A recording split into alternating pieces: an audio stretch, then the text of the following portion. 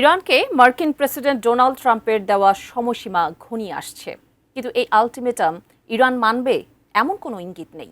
এই অবস্থায় ট্রাম্প আবারও বললেন, হরমুজ প্রণালী খুলে দেওয়ার ব্যাপারে ইরান চুক্তিতে না এলে আজ রাতে গোটা একটা সভ্যতা ধ্বংস করে দেওয়া হবে। আসলে কি পদক্ষেপ নিতে যাচ্ছেন ট্রাম্প? ইরানের পরিণতি বা কি হতে যাচ্ছে তা নিয়ে এখন উদ্বেগ গোটা বিশ্বের। বিস্তারিত শেখ আব্দুস সালামের প্রতিবেদনে। ট্রাম্পের আলটিমেটামকে বুড়ো আঙুল দেখিয়ে এখনো অনড় অবস্থানে ইরান। এখন ট্রাম্প কি করতে পারেন সে বিষয়ে তার সম্ভাব্য কিছু বিকল্প সামনে এনেছেন বিশ্লেষকরা।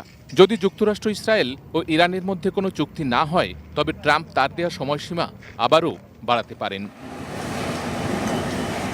তবে ইরানকে এত কঠোর ভাষায় হুমকি দেওয়ার পর এখন যদি ট্রাম্প পিছু হটেন, তাহলে তার বিশ্বাসযোগ্যতা ক্ষতিগ্রস্ত হতে পারে, বিশেষ করে যুদ্ধ যখন চলমান। ট্রাম্পের সামনে অন্য বিকল্প হল তার হুমকি বাস্তবায়ন করা। তবে সোমবার ট্রাম্প একাধিকবার বলেছেন তিনি এমন পথে যেতে চান না। তবে ট্রাম্প স্বীকার করেন, যুক্তরাষ্ট্র এখন যা ধ্বংস করবে, পরে তা পুনর্নির্মাণ করতে হবে। আর সেই পুনর্গঠনের কাজেও শেষ পর্যন্ত যুক্তরাষ্ট্রেরই অংশ নিতে হতে পারে। ইরানকে উদ্দেশ্য করে হুমকি দিয়ে ট্রাম্প গত রোববার বলেন, মঙ্গলবার হবে বিদ্যুৎ কেন্দ্র দিবস, সেতু দিবস। সময়সীমা হিসেবে ট্রাম্প উল্লেখ করেছেন মঙ্গলবার রাত ৮টা, অর্থাৎ বাংলাদেশ সময় বুধবার সকাল ৬টা।